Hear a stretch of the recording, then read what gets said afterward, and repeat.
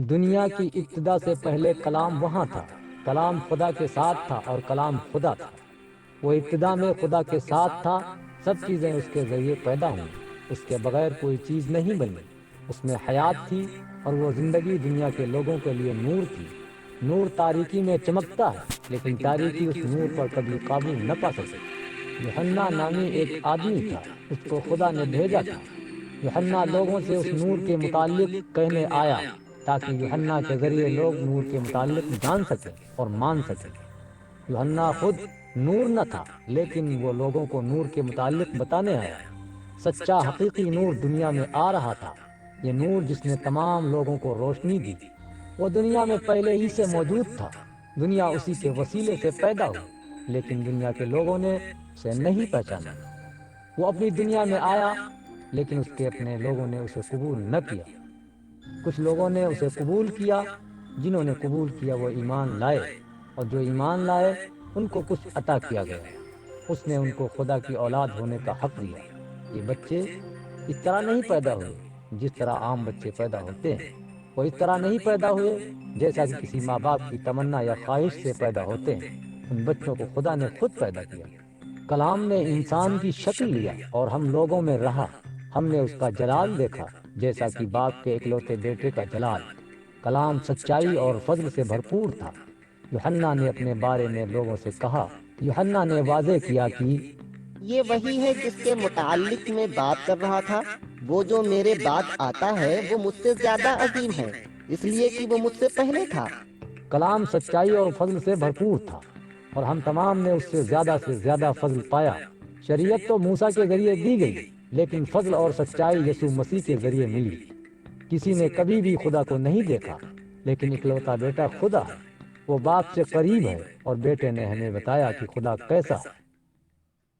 یروشلم کے یہودیوں نے چند کاہنوں اور لاوی کو یوحنا کے پاس بھیجا، یہ پوچھنے کے لیے کہ وہ کون ہے؟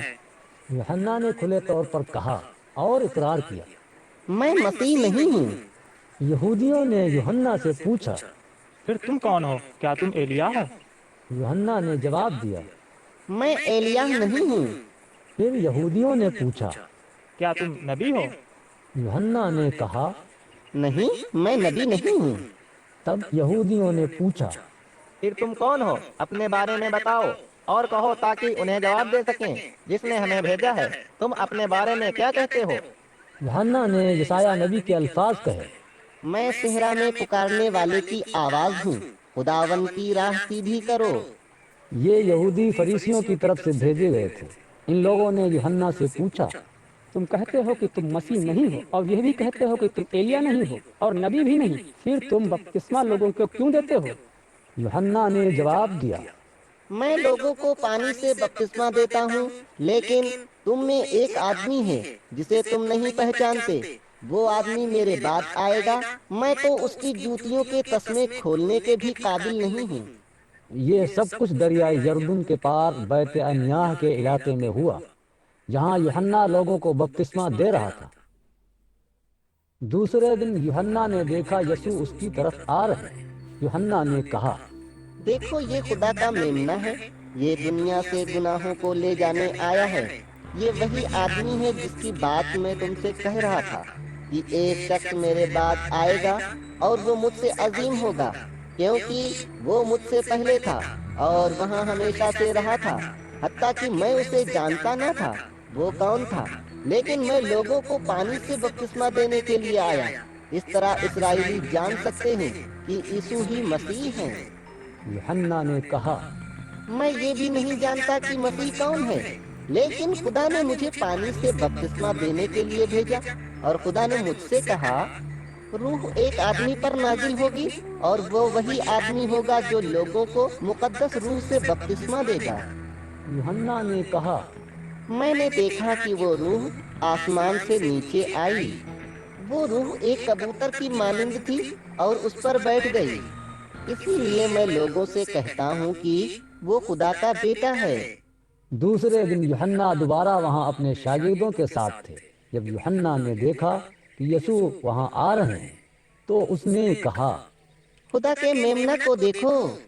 جب ان دونوں شاگردوں نے یوحنا کو یہ کہتے ہوئے سنا तो यीशु के पीछे हो लिए। जब यीशु ने पलट कर देखा कि दोनों उसकी तकलीफ कर रहे हैं, तो यीशु ने पूछा, तुम क्या चाहते हो? दोनों ने कहा, ए रब्बी, यानी उस्ताद आप कहाँ ठहरे हैं? यीशु ने जवाब दिया। तुम मेरे साथ आओ और देखो। तब दोनों यीशु के साथ गए और उस जगह को देखा जहाँ यीशु ठहरे थे। और उस दिन वो यीशु के साथ ठहरे। ये तकरीबन 4 बजे का वक्त था। वो दोनों आदमी यीशु के मुतालिक यूहन्ना से सुनकर यीशु के साथ हो गए। इन दोनों में से एक आदमी जिसका नाम इंद्रियास, जो शमौन पतरस का भाई था, उसने सबसे पहला काम ये किया कि वो अपने भाई शमौन की तलाश में निकला और उससे कहा, हमने मसीहा को पा लिया।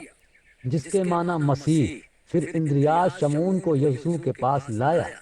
यीशु ने शमौन को देखा और कहा, क्या तुम यूहन्ना के बेटे शमऊन हो? तुम कैफा, यानी पतरस कहलाओगे। दूसरे दिन यीशु ने तय किया कि गलील जाए और वो फिलिप से मिलकर कहा, मेरे साथ हो ले। फिलिप का ताल्लुक शहर बैतसैदा से था। ये शहर इंद्रियास और पतरस का भी है। फिलिप ने नतनएल से मिलकर कहा, याद करो कि शरीयत में मूसा ने क्या लिखा था। मूसा ने लिखा था कि एक शख्स आने वाला है, और दूसरे नबियों ने भी इसके मुतालिक लिखा था। हमने उसको पा लिया। उसका नाम यीशु है, जो यूसुफ का बेटा है, और वो नासरी है। लेकिन नतनएल ने फिलिप से कहा, नासरत? क्या कोई अच्छी चीज नासरत से आ सकती है? फिलिप ने जवाब दिया। आओ और देखो। यीशु ने देखा नतनएल उसकी तरफ आ रहा है, तो कहा, ये शख्स जो आ रहा है हकीकत में इसराइली है, इसमें कोई खामी नहीं है। नतनएल ने पूछा, तुम मुझे कैसे जानते हो? यीशु ने जवाब दिया, मैंने तुम्हें उस वक्त देखा जब तुम अंजीर के दरख्त के नीचे थे, जबकि फिलिप ने तुम्हें मेरे मुतालिक बताया था। तब नतनएल ने यीशु से कहा, अरे उस्ताद, आप खुदा के बेटे हैं, आप इस्राएल के बादशाह हैं। यीशु ने नतनएल से कहा, मैंने तुमसे कहा था कि मैंने तुम्हें अंजीर के दरख्त के नीचे देखा था। यही वजह है कि तुम मुझ पर यकीन रखते हो, लेकिन तुम इससे भी ज्यादा अजीम चीजें देखोगे।